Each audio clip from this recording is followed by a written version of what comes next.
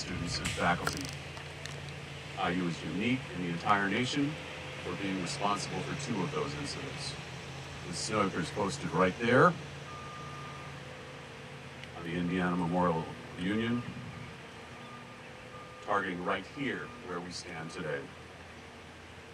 President Whitten often justifies her actions on the basis of threats to our safety, but we are lucky indeed that as the most egregious armed threats to students in the nation in response to Gaza protests, we did not become another head state on those 2 days.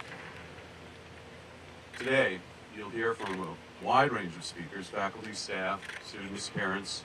They represent 93% of the faculty that voted no confidence in the president.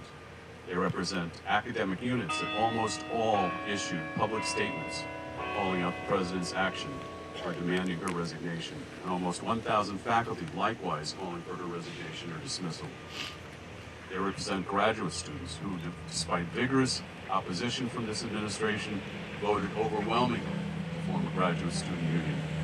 They are staff who live in and represent this community, who have been appalled by the way this administration is tearing this university, their university, apart. These speakers are not a minority or in any way outside agitators. They are the majority, representing faculty, students, staff, parents, and the community who are deeply concerned by an administration that is taking us down a path that threatens free speech, civil rights, and indeed our very safety on this campus. They are here to speak today in the hope of protecting and preserving our university and the principles it stands for. I'll turn it over to our speakers now. In the interest of time, I'll let them introduce themselves. Our first speaker is Mr. Bryce Green, a doctoral student in informatics.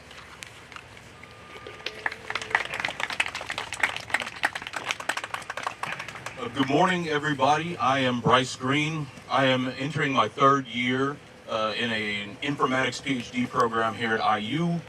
Before graduating here as an undergraduate, I helped found our school's Palestine Solidarity Committee, and since grad school has started, I've been involved in the Indiana Graduate Workers Coalition, the union that's trying to advocate for better working conditions for grad workers, and I'm also a spokesperson for the Indiana University Divestment Coalition, the organization that has been protesting the university's commitment to genocide.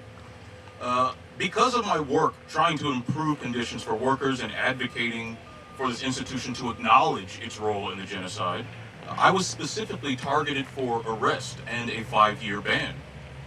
Now, that piece of disinformation sent out by the president's office that, I'm sure some of you guys will be asking about, it said that sending in the militarized force, brutalizing the students, targeting leaders for arrest was, quote, the safest way for the university to respond to the protest. Well, let's look at that definition of safety. I'm sure you all know the encampment was met with a military level of force. They had choppers, they had drones, they had assault weapons, they had grenade launchers, they had shotguns, and yes, they had a sniper on the roof. For my activism, IU had snipers trained on me, labeling me, the African-American male with an afro as an instigator and a main actor.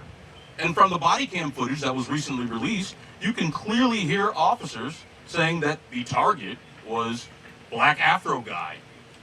And the police were then given orders to, quote, snatch him up. And even the report spelled out in clear language that I was targeted specifically because I was a leader. I was hit with a 5-year ban because I was a leader. Now, all told, the police arrested almost 60 people, many of them sustaining injuries, and many more having to deal with the trauma of knowing that an institution that they put their trust in is willing to send military levels of violence against them for peacefully demonstrating. Does that make anyone safer? I think anyone here with basic logic skills can see through this nonsense pretty easily. But the recent report says, yes, it was the only safe option. Now, of course, anyone with millions of dollars can hire a bunch of lawyers and say that they did everything right.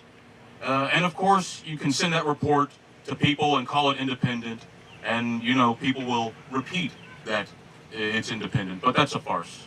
It's clearly a farce. It's not hard to get people to accept this Orwellian language, apparently. A report they paid for is somehow independent, and sending military against peaceful protesters is the best way to ensure safety. It's the same logic that we see in Israel's genocide in Gaza. They say that if they kill enough children, bomb enough houses, destroy enough neighborhoods, and ethnically cleanse enough people, it'll make people safer. The freedom of expression policy that the university is pushing is again using this pretext of safety to justify the previous brutality and to also justify future brutality. That policy that they're pushing, that they're voting on, was written long before this report came out, long before this report was even halfway done. And the policy, they're going to try and use that report to justify this policy. So let's be clear. The suppression of speech and the justification of violence doesn't make us safer. And it doesn't hold up to basic scrutiny. But Witten and the others, they don't say it because they want to explain their actions or to enlighten you all. They say it because they think that we're stupid. They think that you're stupid. They think that we're apathetic. Or that if we do care, then we won't have enough power to fight back and resist it. Well, I'm here to say that we are not stupid, and we do care, and we are here trying to get organized so we can fight back against it.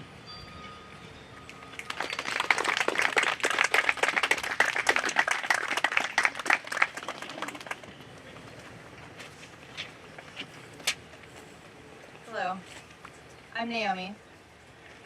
I'm a PhD student. I've also been involved in the Graduate Student Union and here in the Liberated Zone. I've been part of the IU community for 4 years and the Bloomington community for at least 7. I also teach here at IU. I love to find ways for the material I explore with my students to mean more than words on a page. I want it to be meaningful, to be understood enough for them to ponder it critically, and for it to become part of who they are if they wish. So allow me to do this with you for a minute. Imagine with me. Imagine a tree and a stream. Imagine dozens of people seated in the grass under the tree, listening, thinking, and working together. These thinkers are considering their values, the morals and beliefs most important to them, and how they can live them daily. When asked about their core values, they speak of community, integrity, love, and growth. The event under this tree is a teach-in, and here, the participants are also imagining a world led by these core values, and they are making a plan for how to live them out that very day. I want you to know that this thing you're imagining, it happened. It happened here, on April 29th, a day not covered in the independent report that was just spoken about. I know this because I was the teacher. Teach-ins are peaceful. Their gatherings commonly focus on educating participants about justice-related topics. They offer practical information, encourage equitable participation, and inspire informed action. Teach-ins are education, and they are expressive activity. My favorite class period of the semester is the day in which I teach about values acquisition. Most of my students are young adults, learning to make their own choices and think critically for themselves, learning that they have a voice and a say in what the world around them looks like. It's important that they know their core values as they venture into this new territory, that they consider how these values impact their decisions and where they invest their time and energy. And while they can, and I hope do, learn a lot in my classroom, learning is often more powerful when it is coupled with action. Universities are an incredible place to do this. Teach-ins did start at the University of Michigan, after all. I love my students. I want them to learn who they are and what they have to offer. But the independent report released yesterday and the proposed expressive action policy to be voted on Monday grossly mischaracterize them, stunts their learning opportunities, and harms their ability to practice their rights in ways that are meaningful to them. The expressive activity policy will impede not just actions like what you see here, but actions that impact all of us. Yes, picketing, but also celebrating. sharing events and ideas oriented towards our clubs, sports, the Greek system, and other happenings at IU. And it robs our students of the opportunity to say something is wrong, to speak out when people who have power are inflicting harm. The proposed policy does not define expressive activity, and so it can be wielded to silence anything that our administration perceives as such. The requirement for approval is antithetical to the point of protest. Our administration has made it clear that we have no voice in how we are governed, so protest is how we might be heard. But what are we to do if our needs are not being met, if we are being harmed, and none of our administrative leaders seem to care or even be willing to meet with us, and they simply do not approve this critical way we can make our voices heard? Does it make sense that our efforts are push back are only allowed at the discretion of the people to whom our pushing back is directed? If our leaders will not meet with us or hear us, should we not bring our requests to their doorstep? Instead, must we place them 25 feet away and hope that the message goes where it needs to go? Where and how can our students learn to exercise the voices they are just now discovering? I urge you to consider the accounts you are not hearing, the information that does not make it into these official reports and communications. Why is it that this has been obstructed from you? Why are these changes happening now and all at once? It's not difficult to see that this policy is not for Hoosiers, nor are these other changes or this report. These are for a small group of people who only want to preserve their power at the peril of those they are meant to be serving. These are not good faith actions or done with integrity. They just want us to stop when what we need right now is to be listened to. I don't know about you, but they do not align with my values, nor those of the many people I'm here to represent, my students, my colleagues, my mentors, and my friends. Please, do not let our imaginings from under this tree and that stream fade away in silence. Thank you.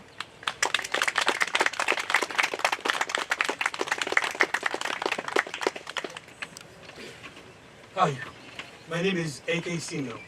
I've been a professor here for 21 years, and the Whitten administration has been trying to silence me since November of last year. The Whitten administration's proposed policy on expressive activity can only be understood as part of a bigger set of moves to control faculty and students and to transform IU to please political elites in Indianapolis. Pamela Whitten was hired through an irregular process by the Board of Trustees 3 years ago precisely to accomplish this mission. She still serves as president after a humiliating vote of no confidence, 93% of the faculty, simply because one person wants to keep her in place, and that's the chair of the Board of Trustees. President Whitten was hired to do at IU precisely what she did in Georgia. You can look up newspaper articles about her time in Georgia. She already has done the things that she wants to accomplish here, to effectively end tenure for faculty, to limit the autonomy of faculty, and to weaken shared governance, to destroy DEI programs, to undermine any activity, in support of minorities and of marginalized people, to shrink the liberal arts and social sciences to a minimum, and turn IU into a university that churns out workers that do not think for themselves, and to generally promote an agenda that pleases politicians in Indianapolis, such as weakening the Kinsey Institute or tolerating their abuse, the politicians' abuse of Dr. Barnard. To accomplish this destructive mission, the Whitten administration has been relying on strategies that no other administration in the history of IU has dared to use. Why? Because they're very damaging. The Whitten administration has been weaponizing the IU General Council and its use to protect the administration itself, administration members, as opposed to protecting the interests of the university. They use the IU General Council as their own attorneys, personal attorneys. They are secretizing campus life. Everything now centers around security. In every concept, we don't know what the security threats are. but they are used by the administration to silence people and events. They provide themselves with a lot of security. Quite a few police officers are taken in the service of protecting President Putin and the provost and the vice provost because apparently they're scared of their own students. They're making us obsessed with security and trying to divide us by trying to present subgroups of our population as a threat to the other subgroups, intonating that we should be afraid of each other, and the only person who can keep us safe is Babylon and the Hoshi of Askar. Go figure. We never had those problems in the past. They've been otherizing members of the community to divide and rule.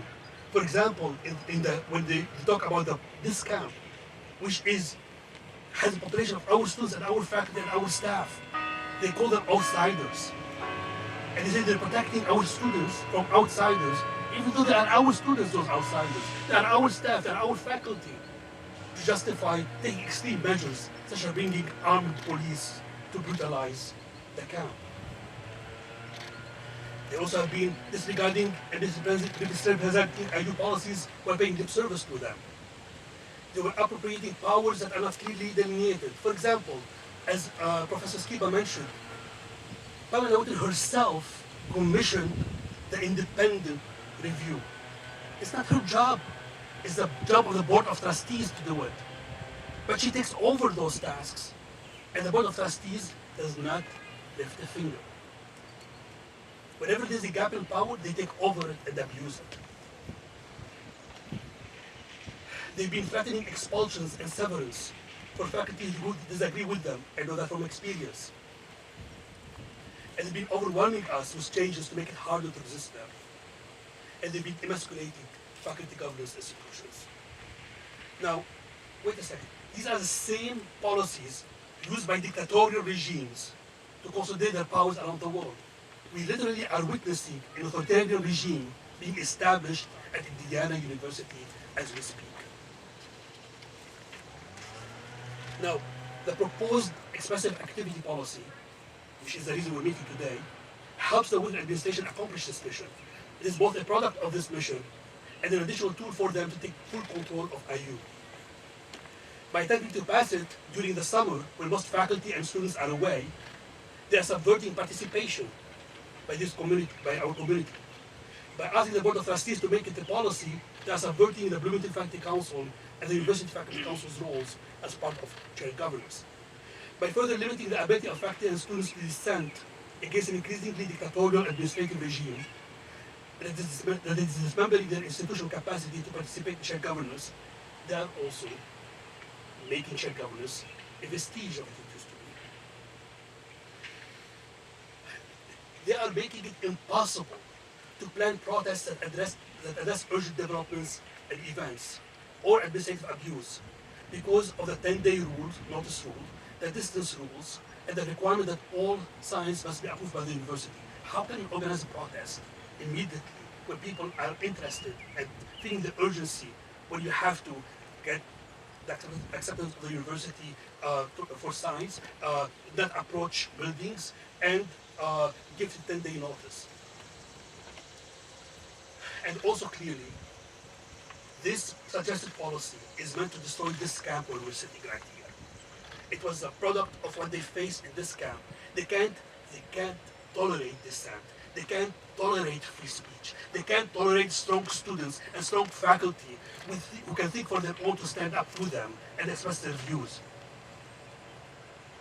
They just don't tolerate any voice that is not their voice. And if this policy passes, within a short time, the police will descend on this camp and brutalize our students again and our faculty again. This policy, suggested policy, is so extreme that it would ban somebody silently in a dignified manner carrying a sign at the Board of Trustees meeting, which is one of the few ways available for us as a community to interact with the Board of Trustees, because they're unreachable. They've been isolated by the administration so that Pamela Witten can control the Board of Trustees and its actions. And the proposed policy includes very harsh sanctions. It includes termination and expulsion. Can you imagine termination and expulsion for free speech, as a punishment for free speech? And we know that this is an administration that pushes its policies to the limit to punish people who they don't agree with. How can we not think of the worst? And finally, the continuing use of the language of safety and security in this policy gives the administration complete discretion to end free speech and protests without giving justification for its actions, just like they have been doing already. This proposed policy is dangerous because it puts everyone on campus at the mercy of an authoritarian administration. This proposed policy is anti-American because it attacks the First Amendment. This policy is not meant to protect community safety. It is custom-made to protect this authoritarian administration from dissent. It worsens safety by normalizing the use of police forces to destroy free speech and by dividing our community even further. This proposed policy will muzzle our students and faculty. We must all come together to stop it. Thank you.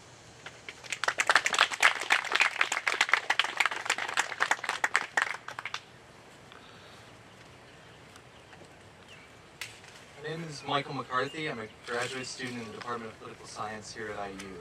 I'm also the financial officer of the Indiana Graduate Workers Coalition United Electrical Workers. The IGWCUE is the representative of a majority of student academic appointees on this campus.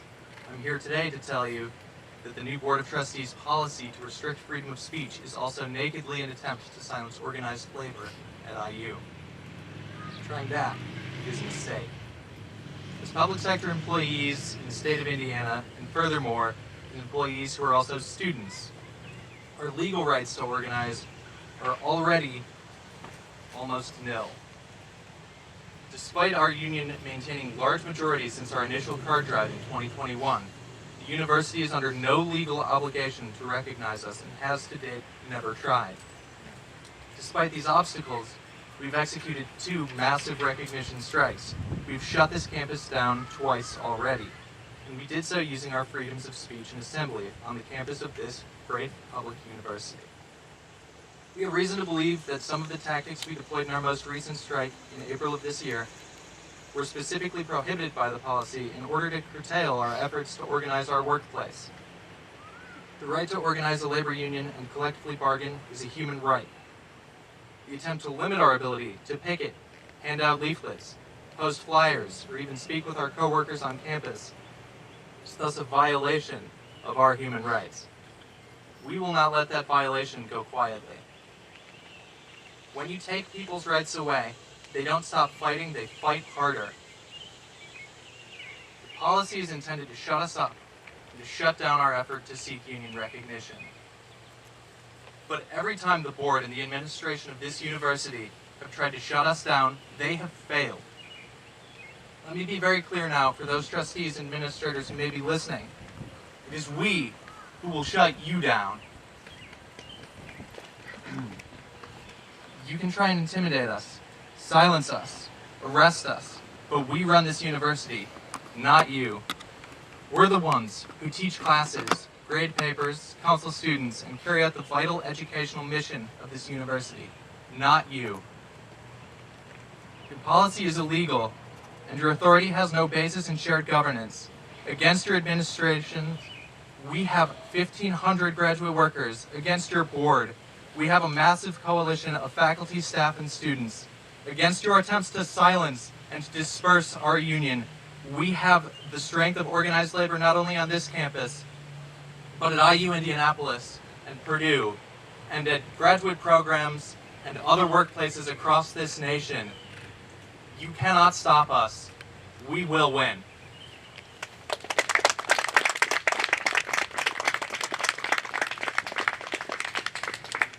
Hi all, my name is Jess. I am a member of IU administrative staff and a community engagement professional at IU.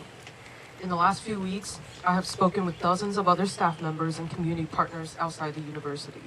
Based on this perspective, I believe IU's proposed expressive activities policy will be a disaster for our community. IU administration's actions over the past several years have significantly degraded conditions for workers. Administration's strategic plan places significant pressure on staff. We are pinched between a strategic plan that demands staff to take on higher workloads and a budget that cuts crucial staff, defunds important programs. Staff is also asked to implement administration's decisions in day-to-day operations, with those of us in the front line forced to make up for the poor communication and taking the heat for poor decision-making from the administration. The expressive activity policy is the tip of the iceberg of the way staff has been pushed to the brink by this administration's approach to higher education, where staff is treated as nothing more than a budget line. Staff members are already in a precarious position. We have almost no protection against the arbitrary disciplining and firing that could be brought upon us at any moment. Staff sees problems add up and also have a deep stake to making the university more fair, just, and equitable. But, as I've spoken to dozens of staff members, they all feel alone, isolated, and fear retaliation if they speak up. This new expressive activities policy adds to an already severe culture of fear on campus. This policy creates a new minefield for workers who want to express themselves and advocate, but don't fall in line with the administration's hardline positions. The policy even threatens our ability to participate in legally protected labor activities, like organizing for better working conditions if those activities involve spaces on campus. Furthermore, my position as a community-engaged professional, I am deeply familiar with the impacts of the administration policies on community partners who make immeasurable contributions to students' education. The IU strategic plan calls for increasing community engagement and experiential learning opportunities for our students, with no regard on the burden that it's already placing on its local community. Our community doesn't have the luxury of being apolitical. Our community partners are facing structural inequities head-on, and advocacy is a core pillar of their work. IU suppression of protests on campus and extreme expressive activities policy are already damaging the trust between campus and community. Partners no longer know if they will be safe to do their routine work now on campus. When we are honest about the true intentions of this policy, it is clearly punitive retaliation for the protests by the pro-Palestinian protesters and the graduate workers, both of whom have revealed the hypocrisy in the administration's claim that students are their priority. But the administration's single-minded pursuit of that punishment seriously threatens freedom of speech for the entire community. The policy is so broad and extreme that to rigorously apply it, it would lock staff and community partners out completely. And to selectively apply it would be an injustice that unrepairably severs trust for the IU community.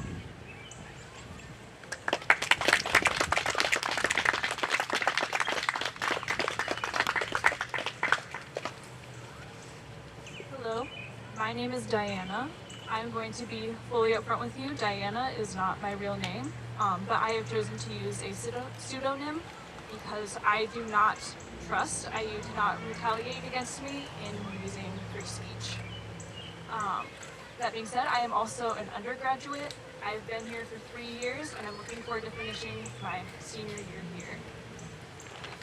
As someone who has consistently been here on the ground, it is abundantly clear to me and my fellow Liberated Zone community members that this policy is specifically targeted at our pro-Palestine encampment.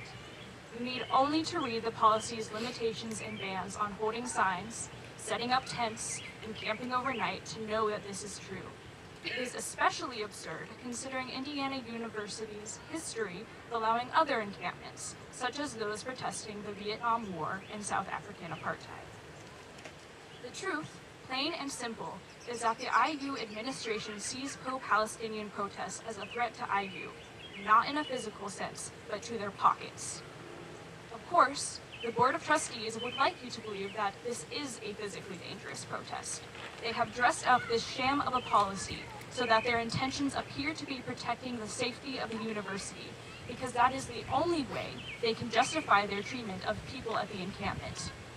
However, the only times that people have been in danger at this encampment have been when Pamela Whitten called in the state police, who then pointed sniper rifles and brutalized IU students, faculty members, and alumni who were protesting in a way designed to build community by sharing food and water, providing sunscreen, and welcoming people into the protest like we were all family.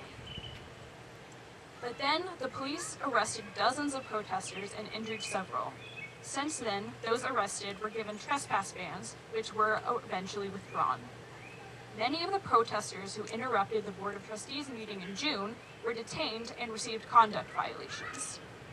IUPD has targeted and even banned pro-Palestinian demonstrators from campus, who follow tour groups to inform prospective students of what IU is really doing with students' tuition money. because that's what it comes down to, the money. IU does not want you to know how they are supporting the genocide in Gaza through their partnership with Crane, although it is plain to see and has been well known and documented for months. All of the Board of Trustees and IU admin's efforts to try to legislate our movement into obscurity cannot erase their complicity in this genocide. What is more shameful is that they do not even try to change course with this investment in partnership with Crane. They will not even disclose many of their investments, let alone divest from them, because they care more about money than they do about human life. But they cannot wash their hands free of Palestinian blood. If the Board of Trustees approves this policy, they will say that they took students' voices into account with their survey, but that survey is just an excuse for them to say that they listened, even if disingenuously. IU will continue to try to delegitimize our movement, as we have seen them attempt time and again over the past few months, most recently with the investigative review put out by the Cooley law firm. IU will attempt to clear this camp just in time for students to come back for school and forget that anything even happened here on this meadow this summer. Protesting will be forbidden in everything but name, but we will continue in our fight. We have shown just how steadfast we are over the 93 days of our encampment.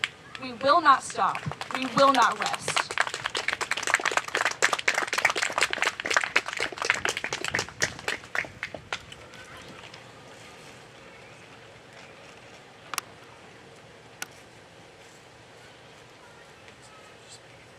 My name is Heather Aku.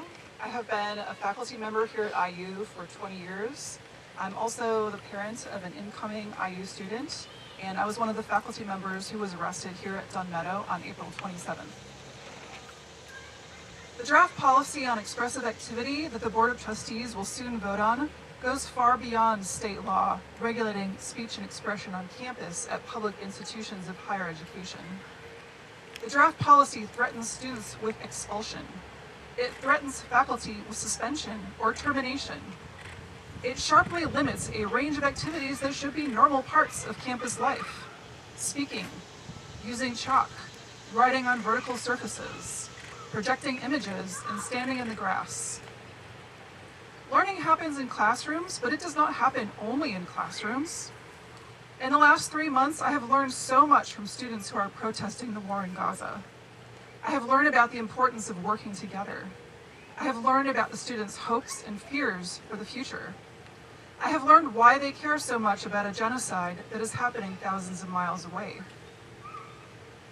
The First Amendment and the laws of this state require that all members and guests of IU be allowed to speak freely, without being hidden or canceled or shouted over. But these laws are not being applied equally. On April 27th, the day I was arrested, the state police had already decided to arrest 2 people, 1 Black and 1 Palestinian, regardless of anything they were saying or doing that day. I was assaulted and cited for criminal trespass at the place where I work for the horrible crimes of standing in the grass and holding hands with my students because I didn't want them to be shot. Where is the accountability for the police and administrators who violated my rights? The draft policy on expressive activities says that it's necessary because, quote, violations can result in health, safety, and security concerns and damage to university property. I have worried for years that a student or a colleague would bring a gun to campus, but I never imagined that IUPD and the Indiana State Police would be the ones threatening my life. They are the ones causing safety and security concerns, not students. I am not opposed to policies, but they must be reasonable. They must be consistent with the law. They must be applied equally. This is what the First Amendment requires. State law requires the university to inform all members of the community about IC 21-39-8 and IC 21-39.5, but it does not require the Board of Trustees to place even more restrictions on protesters. It does not allow the Board of Trustees to contradict state law. The laws and policies we already have are sufficient.